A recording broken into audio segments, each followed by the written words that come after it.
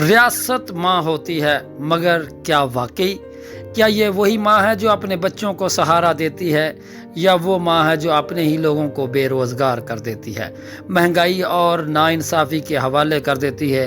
آج کی آواز میں ہم بات کریں گے پاکستان کے موجودہ حالات پر، جہاں ایک طرف عوام بھوکی ہے اور دوسری طرف اقتدار کے عوان بھرے پڑے ہیں۔ سائق سب کچھ بیان کرے گی۔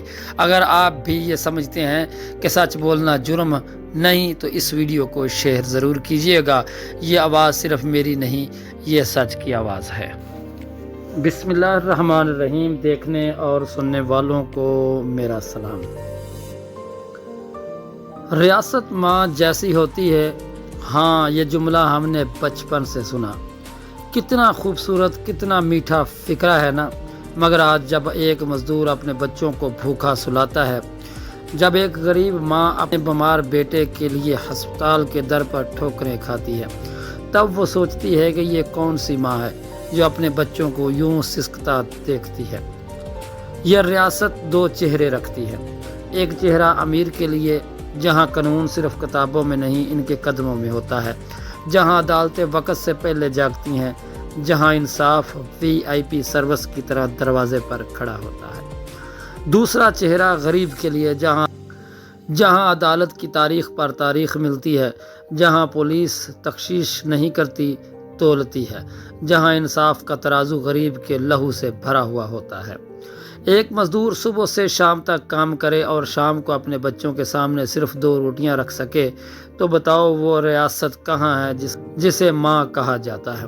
ایک استاد، ایک ڈاکٹر، ایک نوجوان گریجویٹ جن کے خواب اس نظام کی دیواروں سے ٹکرا کر ٹوٹ جاتے ہیں، کیا وہ بھی اس ماں کے بچے ہیں، یا ان کے لیے ماں صرف نصابی کتابوں میں ہے؟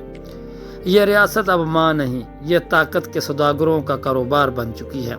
یہاں عوام کے آنسوں سے سیاستدانوں کے محلات روشن کیے جاتے ہیں۔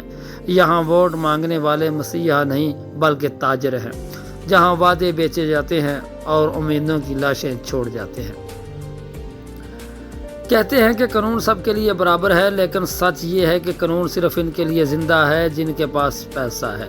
غریب اگر چوری کرے تو جیل میں سڑتا ہے، اور امیر اگر ملک بھی لوٹ لے تو پارلیمنٹ میں بیٹھا نظر آتا ہے۔ یہ نظام انصاف نہیں، مذاق ہے۔ یہ مذاق برسوں سے چل رہا ہے۔ ہم عادی ہو چکے ہیں ناانصافی کے، ہم عادی ہو چکے ہیں ظلم کے، اور ہم عادی ہو چکے ہیں چپ رہنے کے۔ اب اگر کوئی بولتا ہے تو اسے ملک دشمن کہہ کر چپ کروا دیا جاتا ہے۔